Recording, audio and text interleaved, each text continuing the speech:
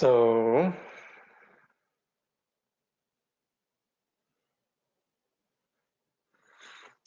welcome to our study, The Logic of Faith. Greetings, auguri. Good day. Good evening. So,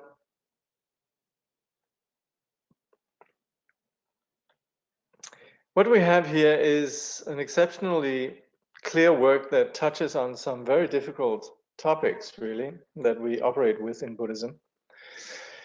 The relativity of all things, the nature of dependent arising, and so forth. And these are all topics which very often in the classical context are not that easily accessible. And specifically because when it comes to the fact that we can't objectify reality as such, very often we operate with a language that really belongs to the Madhyamika, the middle way school, which is a very dense and sharp kind of logic, which is not always that inclusive. So we're quite fortunate to have Elizabeth that takes on some very important themes, potentially difficult themes, and renders them so transparent. Now, is the sound okay? Somebody's saying no sound. That's no good. Can someone confirm they can hear me? Sound good. All right. So that must be the individuals that sound is not working. Okay, we shall proceed. So first of all, I'd like to once again go read Elizabeth's homage, or what she phrases as "I pledge allegiance," which is really sort of an American thing. You pledge allegiance to the flag of America, and what is it, the nation for which it stands or something. But I think that's very valid, really, because that is also what's implicit in when we bow to or pay homage. I pledge allegiance to the experience of grace, the expression of human insight from which all authentic faith traditions have arisen. I pledge allegiance to Mother Emptiness, Prajnaparamita, to the wisdom of the Buddha, and to the great spiritual genius Nagarjuna. First and foremost, I pledge allegiance to my beloved teacher, Dziga Kongtrul Rinpoche. And the reason why we would say first and foremost to one's teacher is because the teacher really is the one that demonstrates and takes one through what could be an incredible amount of knowledge and so forth if we were just to approach this as an academic theoretical topic. But this is about lived experience, and so this is something that's best learned in an apprenticeship situation with a living teacher. So hence the key role really all across the board in the various Buddhist traditions of the living teacher. But of course also seeing that the teacher represents all the, if you like, the accumulated knowledge or the universal knowledge that is basic to the lineage and basic to the principle of enlightenment. So we've looked at chapter 1, and as always, it applies that obviously I'm not going to be giving a digest, but just highlighting some points that I find important. And also,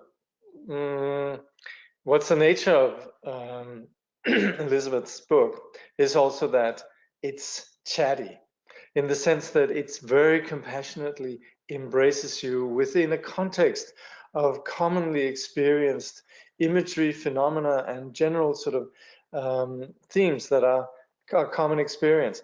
I tend to a little bit more hone in on the Buddhist themes, in the sense that this will link it up with other reference points within or other teachings that we find in Buddhism. Anyway, this chapter 1, what do I know?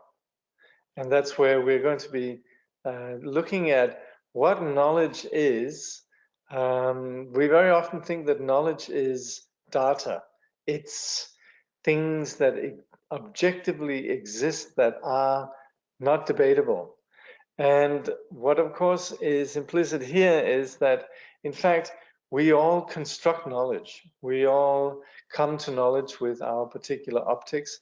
And what Elizabeth is introducing is that our knowledge could possibly become wisdom. It could become an entry point to grace, where we could see something beyond just the sort of linear, square data that we think of as knowledge. Try and look in the various wisdom traditions that knowledge is seen as embodied within persons that, yes, they have some information, but also it's about lived experience. So certainly in the Buddhist tradition, we talk about theoretical knowledge versus actual realization. So the proposition here is less right, more informed. And she quotes Karen Armstrong, who talks about the charm or the value of not necessarily uniquely wondering, thinking that scientific knowledge will give us the ability to master reality, but also there can be an insight that takes place within not knowing. And this being a key to the human experience. The question here that's discussed is, does our knowing actually capture the truth? Don't others see things differently? Clearly, the world is not only the way we see it. Scientific theories, by the way, are by nature ever changing. So, of course, we very often have things that where we insist, this is it, this is true. And we might, of course, say, yes, there are certain facts, but one actually theme in modern science is that it's only science if it's falsifiable. That something can be proven wrong is, in effect, it's essential in modern scientific method. And it's not just modern scientific method, it's just basic that if something is beyond falsifiability, it means we can't really deal with it. So we have our theories until a new theory arises. So our perceptions of our world, we of course validate as our truth, but other people see things differently, don't they? So that's where we want to understand the relativity of our knowledge. It's something that is valid for us, but we can't necessarily see there's something which is ultimate. Elizabeth quotes, or she writes, where does truth stand in a world that is dynamic and open to interpretation? In the realm of science, we continually strive to discover new truths, which render old findings into building blocks for new discoveries. So, of course, we understand that, and we understand how these views are continually changing, and sometimes even the present science doesn't necessarily become a building block for new discoveries. It can also be that we would call a paradigm breaks down, and we have to start from scratch. So it's not even as if science is one continual ascent, really, but it's a stumbling where we continually have to be, where we are operating with essentially the quintessential scientific mind, which is the willingness to inquire and not only operate within the existing assumptions. She quotes someone called David Peat, who says that scientific theory is a model of the real world, a model in which, for example, there's no friction, no air resistance, a model in which all surfaces are perfectly smooth and all motion is totally uniform. It refers to a world where everything has been totally idealized. And this, of course, we need to. Science operates with mathematic models, but still, it's really just it's a model. It's not reality itself. Then she goes on to describe the slightly comical situation that you could end up at a dinner party with somebody who's incredibly right can lecture us on rightness. She discusses the problem with knowing in the sense of rightness, and then juxtaposes that the qualities of humble openness and curiosity. One is rather tedious and tiring. The other one is actually delightful. So she says, personally, I find it hard to pay attention to knowers, meaning people that have a lot of knowing. I find it hard to pay attention to knowers with the force of all that truth flying at me. And to the same degree that I distrust all signs of rightness in myself and in others, I take pleasure in and cherish the qualities of humility, curiosity, and openness, wherever and in whomever I encounter them. These qualities reflect an understanding of how to live in accord with the natural movement of life, and they express elegance and agility of being. You know, when we're studying in the Tibetan Buddhist tradition, then we very often come across in the middle way context and in general what we could call extremes, or freedom from extremes, or freedom from conceptual constructs. And that is really the notion that we could become too rigid and square with our dogma and our ideas that prevent us from actually relating to reality, to openness. And that's why the middle way is actually taking away, undermining any belief in the validity of conceptual dogma, and also what we could call innate dogma, some of the basic confused or delusions that we operate with. So we need to refute, and that's also then in the classical context, we operate with refutations, but then generally not about refuting it with replacing it with a new dogma. It's just, particularly in the middle way context, particularly Elizabeth referring to the genius of Nagarjuna, actually just showing how truths are so often founded on their own premise. They're essentially circular logic or circular truths. So this non-abiding middle way that is implicit here, this embodies a non-aggressive and open relationship through which we can connect with reality. So Elizabeth asks whether we actually, quote, need strong principles in order to make decisive, responsible choices in life. Yeah?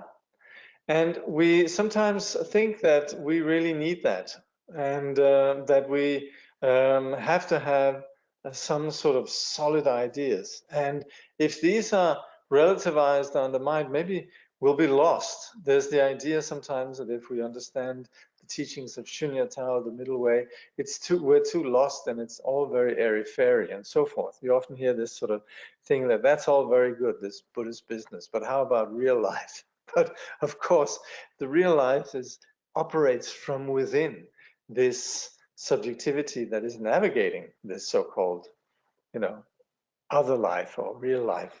So to really get down to where it's happening, we actually need to go into and question this sort of rigidity that sometimes masquerades as strong principles. She speaks about the radio interview with, what's her name, Terry Gross. And so she says that the unlimited and dynamic ways in which we perceive life, they're too rambunctious. They're too sort of unpredictable for the likes of right and wrong, is and is not, singular ideas, that we can't capture the fullness of experience and thoughts. doesn't make experience vague or abstract. Rather, a flexible mind brings us out of abstract ways of seeing things into a more nuanced relationship with life.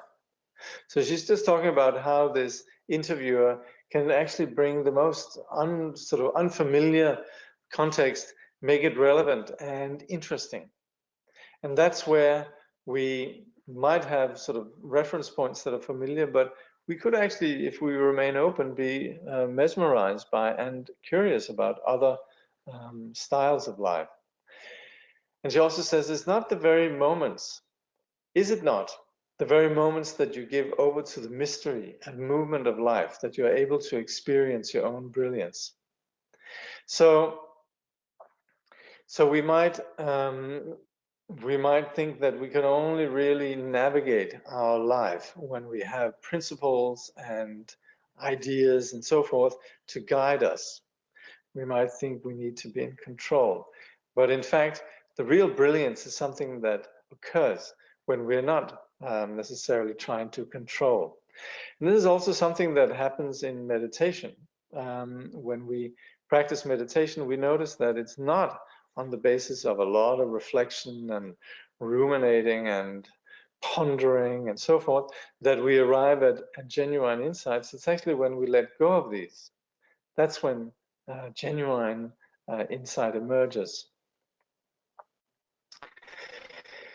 So, grace in relationship. And this is about then this phenomenon she calls grace, which is something that we very much operate with, particularly actually in Vajrayana Buddhism, but in general, the dimension of openness in which there's a certain magic and something greater that all of a sudden can penetrate what otherwise would be a situation of censorship, narrowness, where we miss the greater context and the greater reality. And she speaks about how the experience of the character Hush Puppy in this Disney, no, it's not a Disney, it's what's the Wonders of the South or something. This character then delights in the mystery of the universe. When it all goes quiet behind my eyes, I see everything that made me flying around in invisible pieces. When I look too hard, it goes away. But when all goes quiet, I see I am a little piece in a big, big universe. And that makes things right. So this is from the movie Beasts in the Southern Wild. I haven't seen it. And then Elizabeth also discusses then how the Apollo astronauts, they discovered this this dimension of opening up to what is greater, and the sense that this wider dimension possesses something of tremendous value. So it takes us beyond this isolated sense of self, and it enables a sense of connectedness. So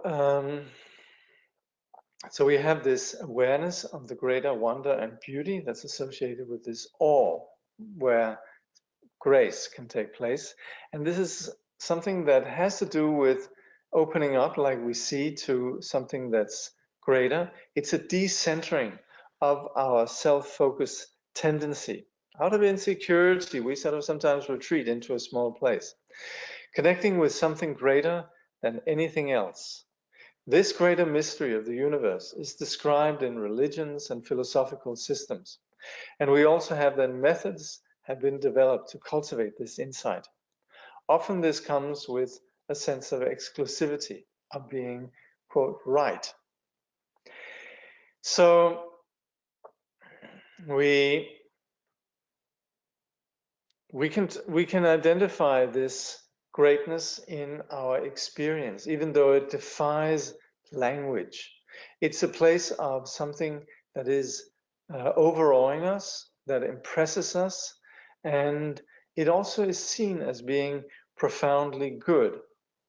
I personally always associate this with three qualities, which I call truth, beauty, and goodness. And this principle this guiding principle is something that, of course, is implicit in all the religions, mystical traditions, philosophical systems, and so on. And while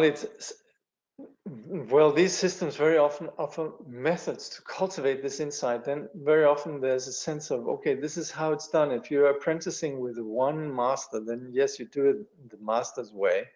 But that sometimes ends up becoming then a dogmatic position that's exclusive. This is the only way. That's a little bit problematic. And Elizabeth says, let's take care not to lose sight of the original purpose of our wisdom traditions by protecting them from rightness. So we should make sure that, let's make sure they don't fall into this. Let's cherish them because their ultimate aim is to release us from our constant struggle to find sanity in a world we can't secure. So the world that we can't secure doesn't mean that we have to secure the world, but it's unfortunately our insecurity very often drives us to this need to find security. But we might suspect that that is a failed project altogether.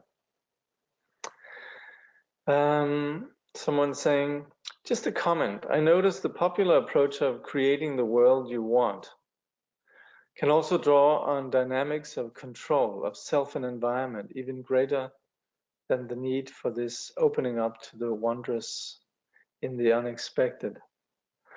Well, that's it. We very often have this sort of idea, you should follow your dreams. And unfortunately, your dreams might also be very well constructed by fear and insecurity. That's where it's tricky, isn't it? How to navigate this. But as we shall see, this invoking the greater, it could very well be, and some of the points that Elizabeth is going to making can be very helpful in navigating this. She speaks of a meeting Dilgo Khyentse Rinpoche, and she speaks about Dilgo Khyentse Rinpoche's role as a great master,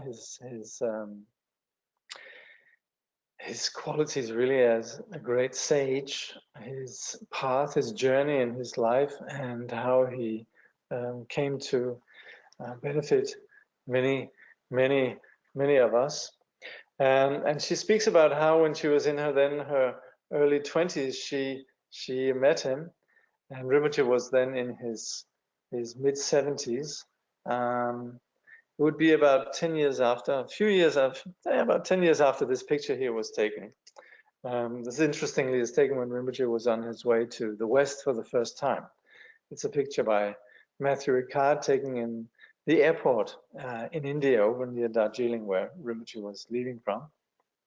Anyway, Elizabeth writes, as I entered his quarters, what struck me most and how I remember him to this day was how he embodied, more than anyone I had ever met, the spirit of amazement. He did not live in some distant state of meditative absorption. Rather, he seemed touched and delighted by everything and everyone around him, and he responded to it all with curiosity, playfulness, and gentleness. In that moment, I thought, this must be where the spiritual path leads. So, this is of course, where we have the exceptional phenomenon of somebody truly embodying this, not just as a traveler on the path, but someone in terms of where the principle of enlightenment has completely blossomed from within. And that's where we can talk about the manifestation of enlightenment, or what we call a Niyamanakaya, someone who embodies these dimensions of enlightenment. And I can only say that's a very that's a very smart thought. Indeed, that is where the spiritual path leads. So of course, we have these moments of awe that might happen. This might happen in encountering somebody exceptional like this. It can also happen that we also have places where just our ordinary busyness and conceptual mind just falls away. And we have moments of being open, resolved, and free. We could have these moments walking in the mountains. We could be listening to some sublime music. We could be meditating. And it can even happen under the strangest circumstances. We can maybe, while we are in the middle of a crisis, then all of a sudden we break through something. What is happening is we're shaken out of the tired and familiar. And what we find there, because sometimes when we are under stress or when we lack that something greater, then our tendency is to retreat into something where we might feel secure. But this is not a security from fear. It's a connecting with the greater, and that's where we find tenderness, which is a lack of fear of the other, and an unconditional comfort, confidence. So yes, we can call it a religious experience. It can also be called a deeply human experience. And as she says, you might even call it grace. So what is interesting is that this moment is not only free, but it also has all these qualities. It's a place where the ordinary neurotic fixations fall away. And it also is a place where something beautiful emerges as something unconditionally, spontaneously present. And she discusses how at the Harvard School of Divinity, then they asked her what grace is in something non-theistic as Buddhism. And she speaks about how that discussion was very significant. I think we can say in Buddhism that grace, it's a very important phenomenon. Sometimes we refer to it as blessing. I shan't pretend to be certain that this is how Elizabeth would choose to, you could say, equate grace and blessing.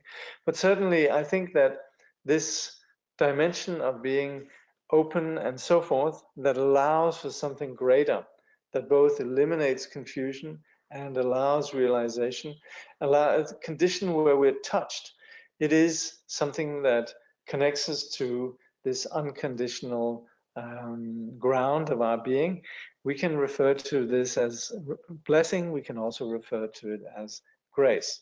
This doesn't necessarily mean satori, that we're completely enlightened, but there is some sense of touching on what we could call basic goodness.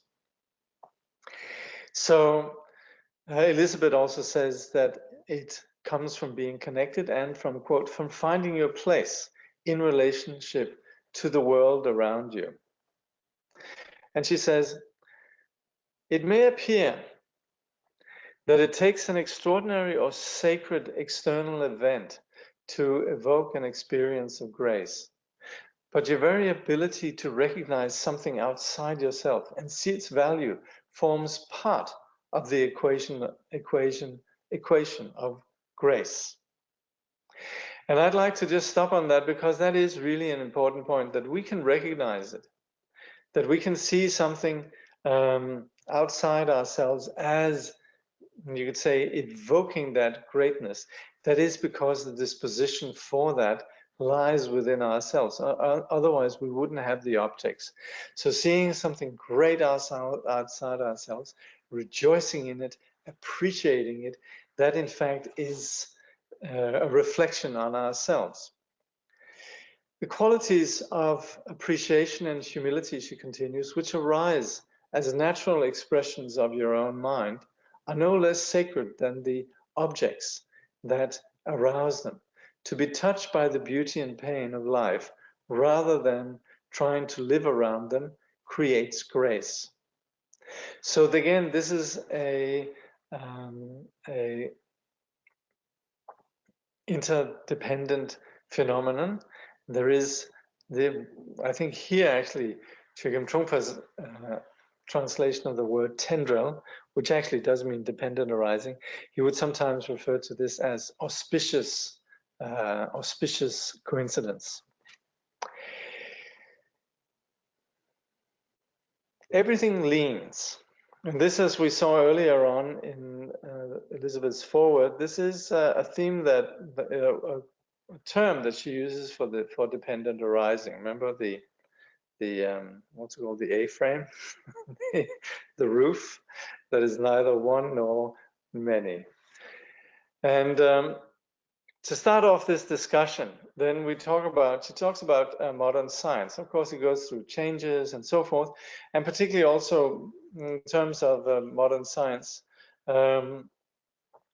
what links modern science and its development together with art and together with the development of art is actually that in science, we had the advent of quantum physics that incorporates the observer. The reality that we're perceiving is contingent on being observed.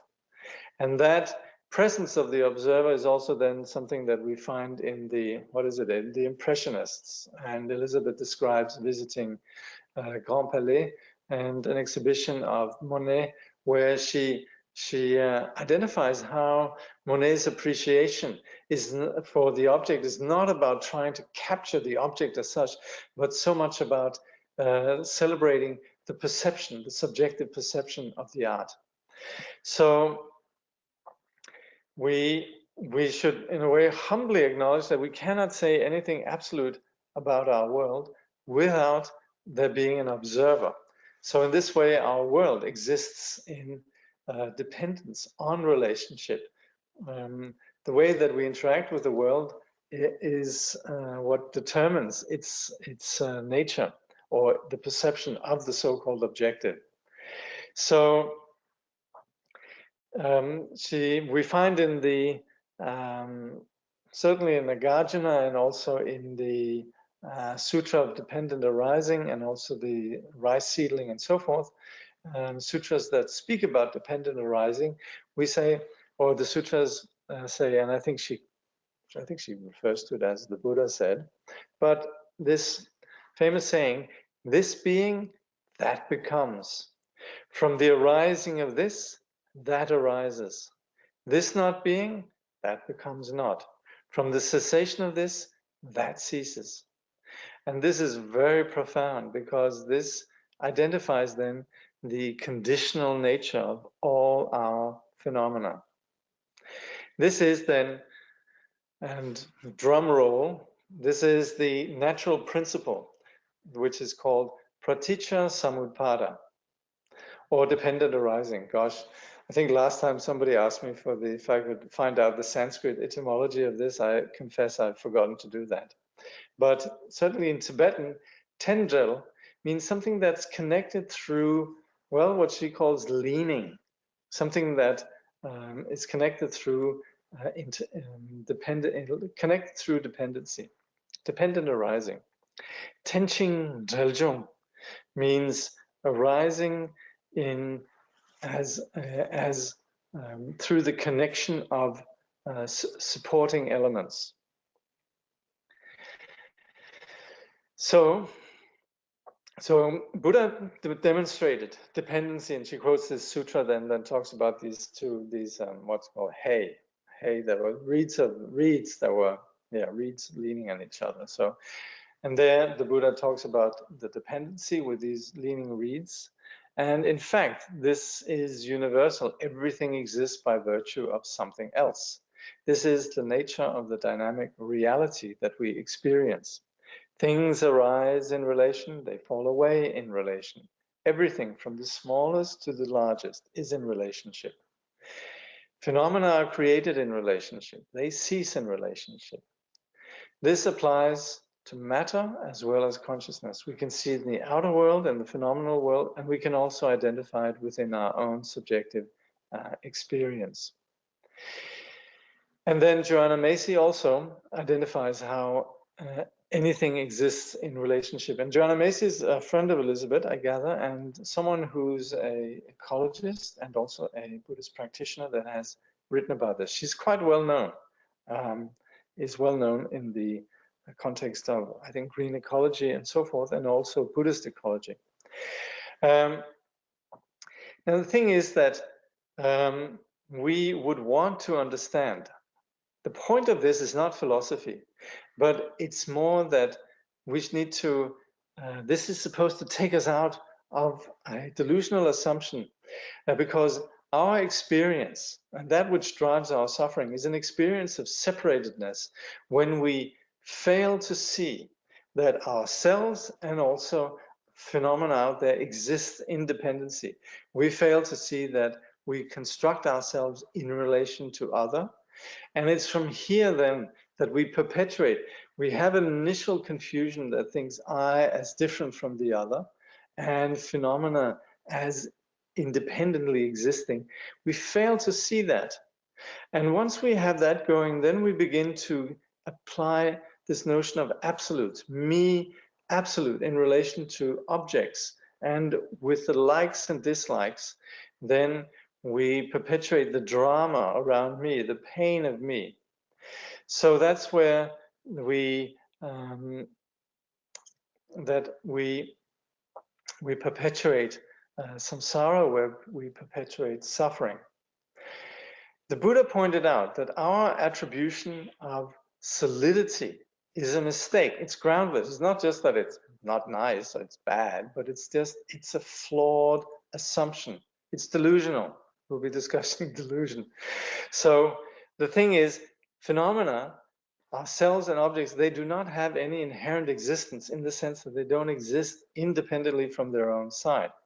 And this is the absolute truth that we need to realize. That's what separates Buddhas from sentient beings. So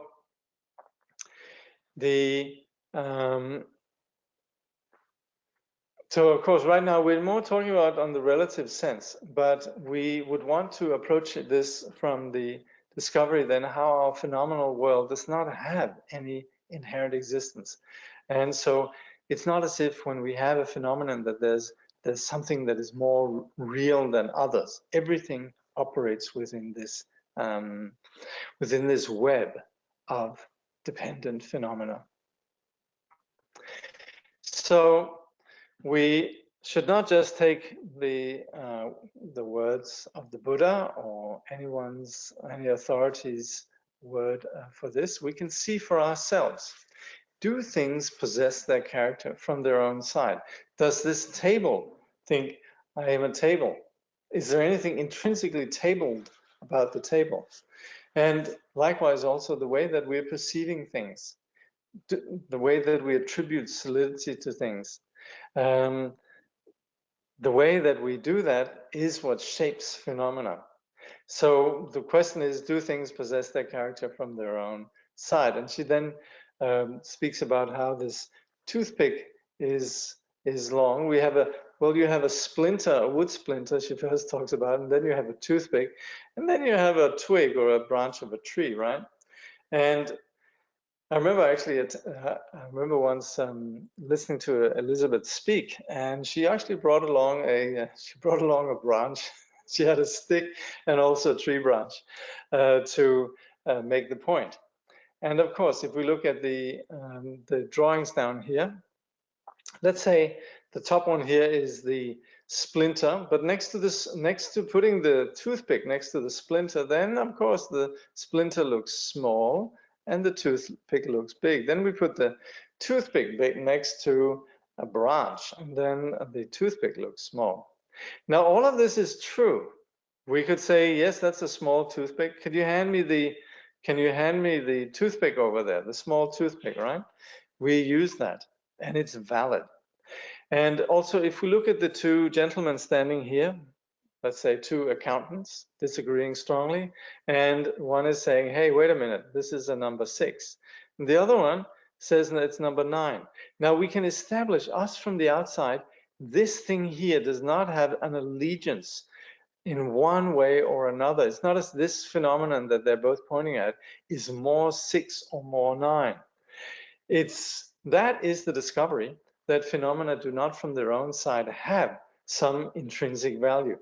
But it doesn't mean that Mr. on the left, who says it's a 6, that he's wrong. Nor is the Mr. on the right either wrong. They're both right. But we understand that there is no inherent character of phenomena from their own side. And that's the dependency. Elizabeth says, because everything leans, the world doesn't lend itself to be known in a determinate way. And yet, as you can see, That doesn't mean that things lose their distinction. So when we understand that phenomena don't just exist in one way, which would actually absurdly mean that we would all see the same thing in the absolutely same way, without any difference, just discovering that doesn't mean that all of a sudden things become blurred and big sort of soup of confusion and so forth. No, things are very clearly still functional. Toothpick, number 6, number 9. Emerging from not noticing. So if we look up and we begin to connect, then we begin to see that things then are more complex than the way we would like them to just, we would like to pigeonhole them in one little box. And again, quoting Joanna Macy, then the world can show us liberation. And the fact that, as we saw here, lacking inherent existence, the phenomena not being neither 6 or not necessarily being 6, not being 9, it doesn't mean nothingness. So when we talk about shunyata and all the deconstruction that we have in Buddhism, it doesn't mean nothingness. It just means that we begin to have a wider perspective and we begin to actually touch the world. We cease to not notice. So right now we're presently held within the conventionality of dependency. That right now we do operate within some conventional parameters of how things are and so forth, but we'd want to go a bit beyond that. Now, something that happens when we get a bit too square, that is where Elizabeth Proch speaks about this thing from Ayurveda, known as prajna aparada. I've never heard about this before, but it's a very apt, how do you say, parallel, where she speaks about this phenomenon as being actions that undermine prosperity or crimes against wisdom. So possibly in Ayurveda, this would mean the things that we do against our own intelligence. So that then, for someone who is aligned, or someone who is a practitioner particularly, we would say that we get wake-up calls that align us with a reality that is larger than us. That means that all of a sudden we bump into things. Things remind us. The universe is sending us messages. I remember once Songtse Khyentse Rinpoche talking about hell as being the place where we are never contradicted, where everything goes our way. That's one way of understanding hell, because our ignorance is never contradicted. So we're blessed if we have wake-up calls that are happening. So of course we understand how this ordinary significant, this ordinary experience of just, yes, these wake-up calls, the discomfort, for example, that it might not seem that incredibly mysterious, but it is, she says, but in the broadest sense, there is nothing to blame but the dynamic play of infinite elements, the great activity of the great web of contingency, of which you are an integral part. So it's not as if when things happen to us that we dislike and so forth, it's not as if when we are sort of going against the wisdom and when we are operating in counterproductive ways, uncreative ways, things that are actually insulting to our intelligence, then the things that happen to us that wake us up is not as if it's somebody who's punishing us, and it's not as if there's anything necessarily good or bad about these things, but it's just that we're part of, if you like, this web of contingency, this web of phenomena. It has nothing to do with good or bad.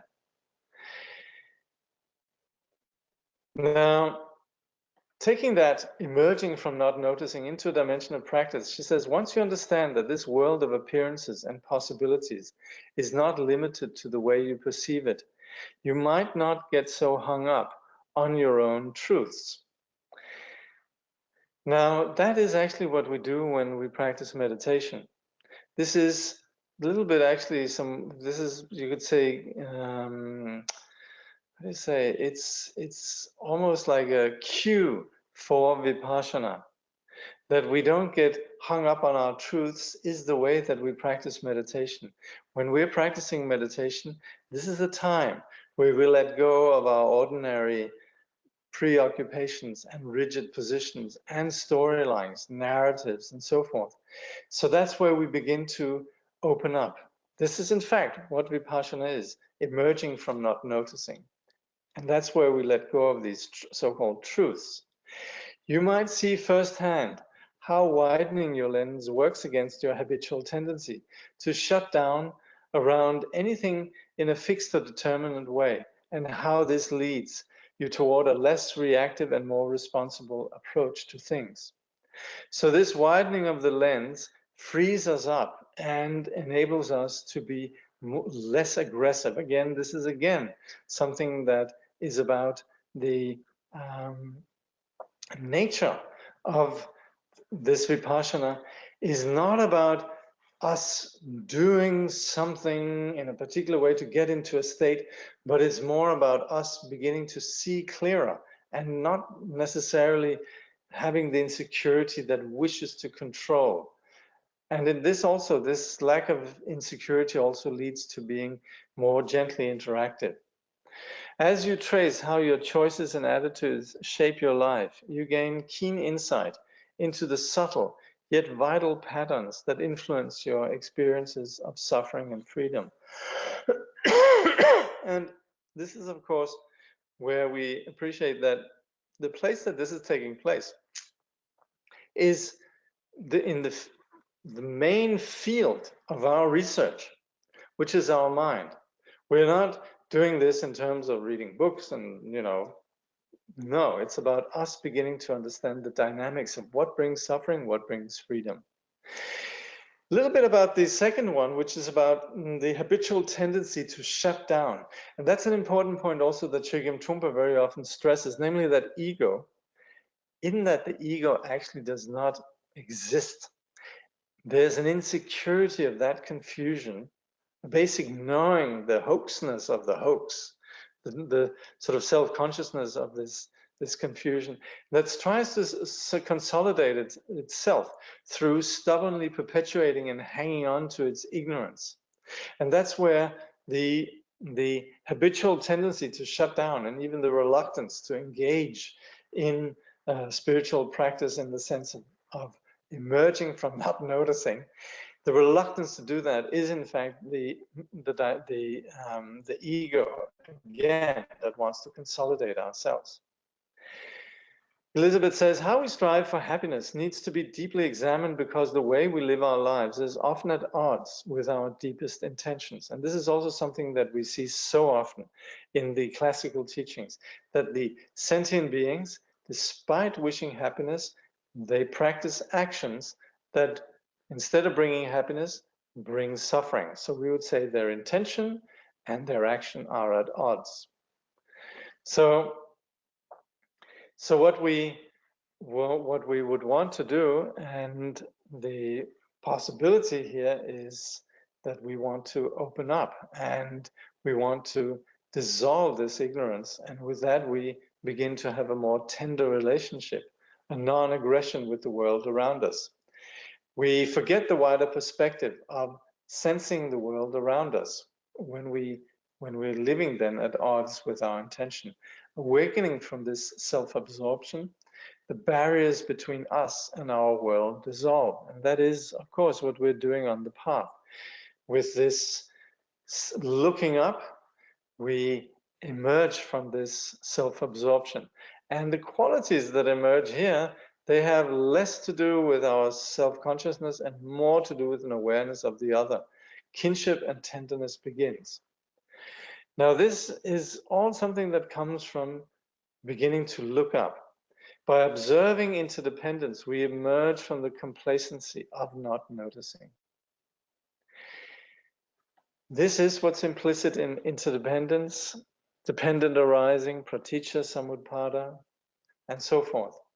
This is this wider perspective that we see when we begin to actually look at this, that we see phenomena lean. Interdependence offers us a new way of looking at things by drawing us out of the narrow tunnel of self-absorption into a broader awareness. It shows us the way to live in sane relationship to our world, in grace. This understanding is not only inextricably linked with our survival, but with basic sanity and insight as well. By the way, we're going to be going, oh, thank you. Somebody's looked up Praticca Samutpada. We're going to be going a little bit over time. I hope that's all right. We didn't do it last time, so I hope I saved up some credit there. But yeah, very often we go a bit over time. I think we will definitely do that today. Okay, here we have it. The meaning of sorry, this is prajna aparada, karma in Ayurveda. Prajna aparadas, on the other hand, are irrational but willful conduct of an amoral nature, ethically neutral, such as excessively indulgence of the senses, overeating, consumption of intoxicants, etc., and actions done under psychological aberrations like anger, fear, greed, etc. The etymology of diseases born, or maybe, no, not etymology, the etiology, which I don't know what is. But anyway, the etiology of diseases born of prajna aparada is known, and the diseases are amenable to prevention and treatment. This requires renunciation of willful abuse of the body and mind through control of the senses and by observing a wholesome regimen. Very helpful. Thank you. Sounds like prajna aparada is something that's good to take into account. Because raiding the fridge and pigging out with a big tub of ice cream is indeed ethically neutral, but it is something that we're slamming ourselves with in terms of, yes, obviously punishing the body somehow. And it can be done under, like we often do, we're in a bad mood, and so we think we're comforting ourselves, right? Comfort food, yeah, etc. Thank you. Okay, delusion, realness, and delusion. Everything leans means we have to go beyond our own, quote, truth. Appearances are deceptive. Based on perceiving appearances, we have delusion, we have reality, we have illusion.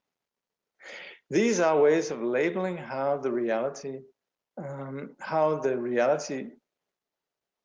of perceptions are situated in the subject. Gosh, somebody was under there, was having a moment of, I don't know, not checking the writing, okay? Anyway, these are the ways of labeling how the reality of our perceptions are situated in the subject. Actually, let me just fix that. So then it'll be there for, otherwise it will be there for posterity.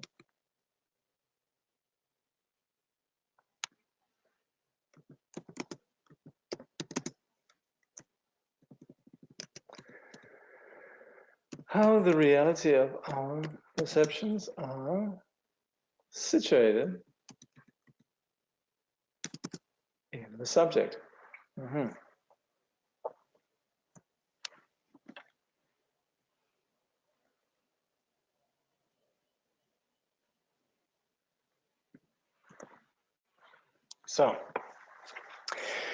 So while the world might seem to be existing in a particular way, the way that we understand the world is really a convention. It's a shared experience that we share with others. Elizabeth says, when you consider that what is taken for reality depends upon a context, you may start to suspect that things don't have an objective existence at all. Another way of saying this is that things don't possess intrinsic characteristics from their own side. We establish reality based upon perceptions and consensual agreements. So true. Now, so when we've said that everything leans, then we mean phenomena are connected, and also it means that there's no one single truth. So this is, of course, is something that this lack of truth with a capital T, we have this in the modern conversation. But what very often happens in the modern conversation, philosophy and so forth, in our literature and so on, is that philosophy and so on, it's actually, there's some sense of where did the truth go?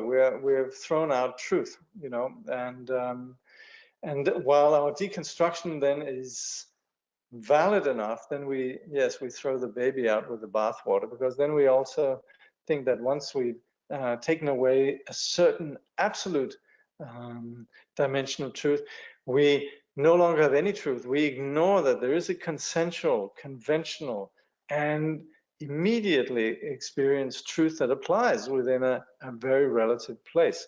So this doesn't at all, in the Buddhist context, this, you could say, lack of intrinsic inherent nature does not result in some nihilist view of that there's nothing. So what of course happens is that when we look at things, the way that things appear, yes, when we see that they lean, they no longer have this apparent what we could call monolithic essential identity. And that's where we say appearances are deceptive. But in a general sense, then when we say phenomena are deceptive, then there's different ways that phenomena could be deceptive. Let's just see here. So when we're observing phenomena and we see they appear, then we understand that they are there, yet they don't have the ultimate reality that we, in our ignorance, attribute to them. And hence, we compare them to a rainbow, to a magician's display, an echo, a dream. And these are famously examples of illusion. We can add to that also, what is it again? There's a few of them. Anyway, City of the Gandharvas and so forth. But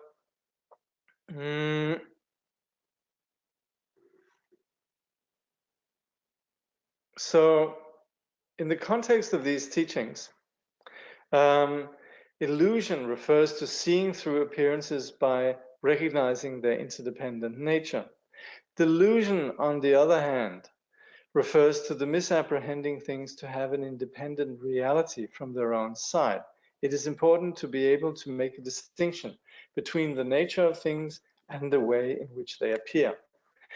And this is then where we are embarking upon this theme we have in Buddhism called the two truths, which is absolutely essential to make sense of anything Buddhist. And that is that we operate with, yes, the way things appear, valid enough, but we should not mistake how things are in reality. And that actually, the dividing line here lies whether or not we analyze. But the thing is, without analyzing and going into depth of phenomena, then we fail to understand the reality. So within the reality we can make, with a proper, accurate understanding of phenomena's reality, then we can refer to them as illusions, like illusions.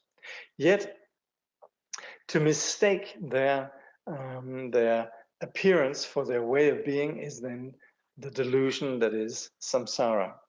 So we're very lightly covering some ground that is really enormously important, yet in a very sort of light way. Life outside our story. So there are consequences of our delusional clinging to things as real. When we contract, remove ourselves, we lose sight of reality. We lose the liberating insight of pratitya samuppada.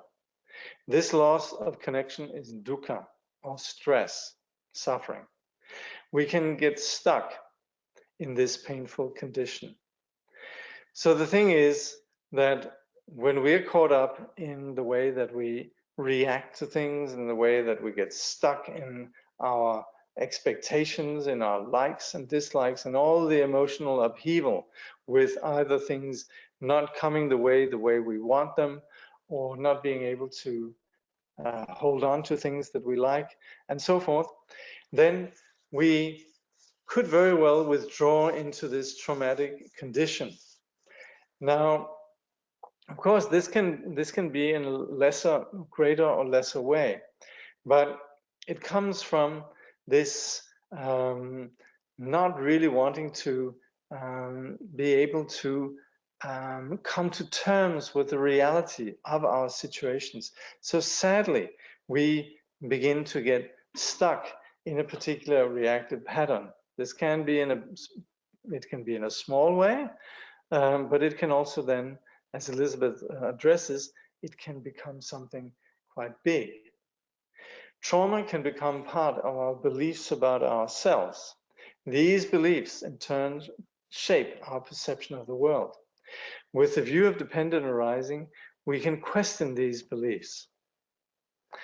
So, these, of course, are big themes in terms of the way that we think of ourselves nowadays. And there's a big gap between the way that Western psychology and Buddhist psychology think of our subjective experience, where the Buddhists, they talk about dependent arising, and as a consequence, no self, whereas Western phenomenology around the mind is that there is a self, and that self can be fragile, it can be wounded, and so forth. Elizabeth says, if you want to emerge from confusion, you will have to explore the deep-rooted assumptions you have about your mind. You will indeed need to identify your beliefs, question them, and see how they drive you. Again, one way that's very nice about Elizabeth's approach to this is that it's very much in conversation with familiar reference point within the modern conversation.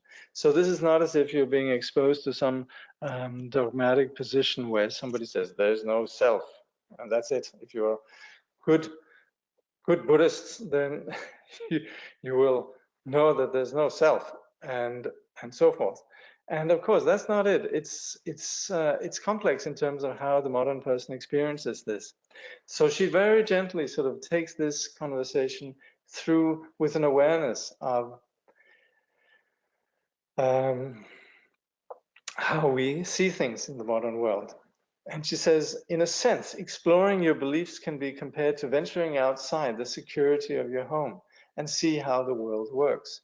You may have to distance yourself from the familiar in order to open yourself to a larger discovery. And there is a place where we might actually want to hunker down within the familiar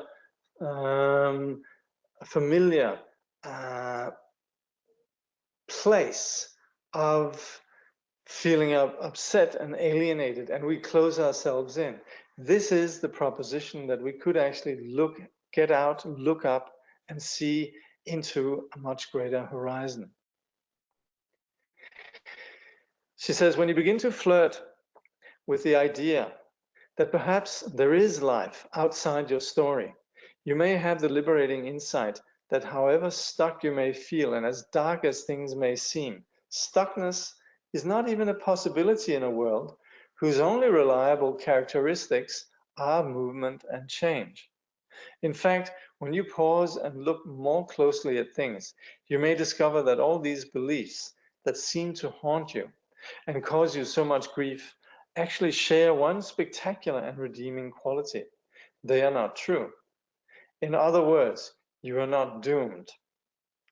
Now, when we say they are not true, it doesn't mean that we haven't given them a lot of attention and they don't have an impact on us. But the thing is, we begin to look at their nature. That is where we begin to see their lack of inherent truth. And that is not just like, oh, you were wrong. That's not the point here.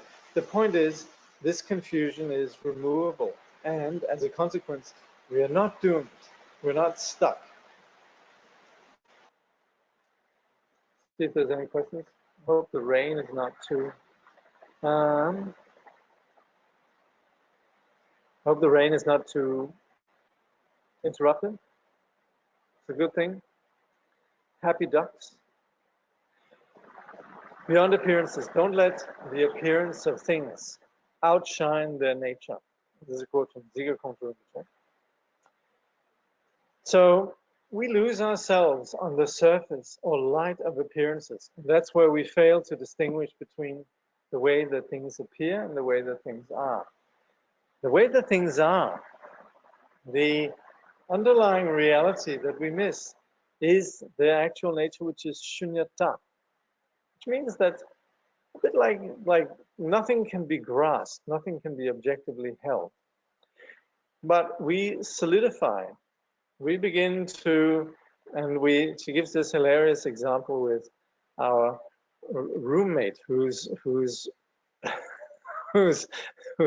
untidy. And so we begin to have this whole sort of, how do you say, we ruminate and build up a whole story. She says we solidify and then things gain momentum, as with anger. And then once we have that, we're going to just about to write a letter or an email. And there we are, feeling justified without questioning our anger. Yet, if we do actually question our anger, and we begin to stop just before we were to send that email or hurl that insult, and we actually begin to go back and we say, where did this originate? And we begin to see the complexity of it. That's where we discover something that is known as open dimensionality. And this actually is a term from someone whose Buddhist vocabulary has very often been sort of, how do you say,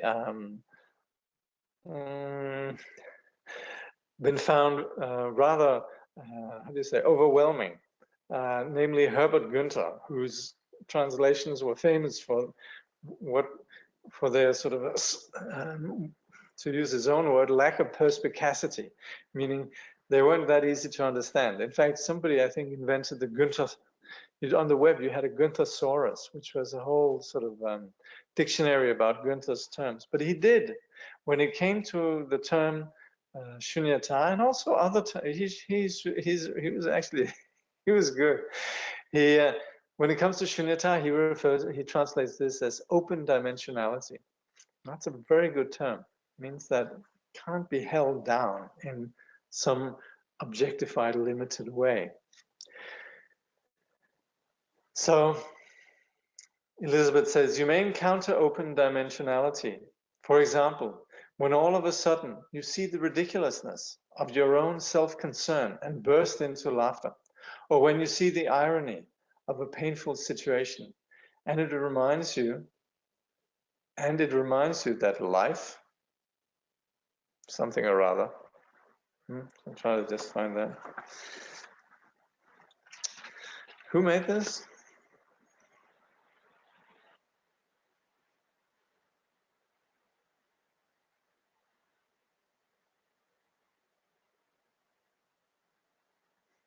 It reminds you that life is many things. Okay, sorry, bear with me again.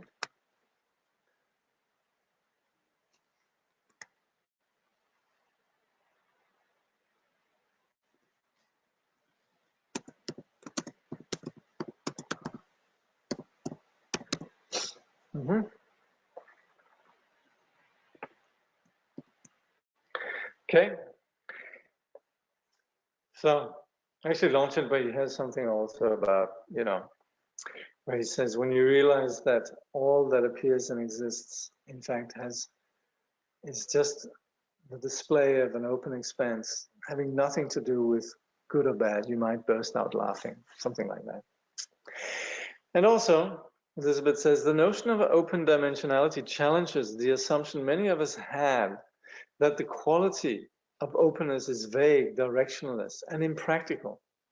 But is that how you really experience it? When you loosen the grip of your rigid sense of justice, the mind becomes agile, gains perspective, and reveals an acuity that finds inventive and intelligent ways to respond to life. This is such an important point, because that's exactly where we very often have this notion that if we meditate, if we let go of our ordinary concepts and so on, we're going to be lost in some vague and directional, highly impractical frame of mind, or unable to handle realities. And that's actually the opposite. If you if you spend time with sages, like Dilgo Rinpoche that she was mentioning, you'll see they're immensely practical and not at all vague. In fact, what happens with the, she's suggesting here, is loosening this grip of our rigid sense of justice and concepts and so on. The mind actually frees itself up. It's like we take off some colored glasses and we begin to see far clearer, and we can relate to reality in a far more constructive, compassionate, and brilliant way. Most importantly, your ability to see the open dimensionality of things provides you with the basis from which to respond rather than react. It brings you out of delusion into seeing things as an illusion, whereby you can perceive the world with accuracy. Meaning, you don't have to make a mess. So that's a very important point. And after the image that we had before about the Rumi, it says, and Rumi hands you that coffee. So this is a very valuable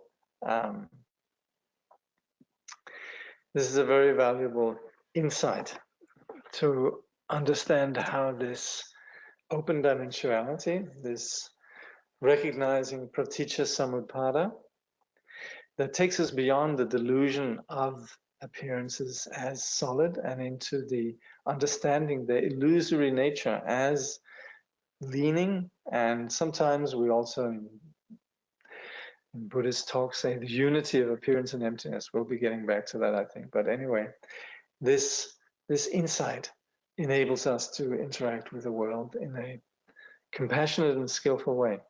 Okay. Is many things. Thank you. Somebody came to my rescue a bit earlier. Yeah.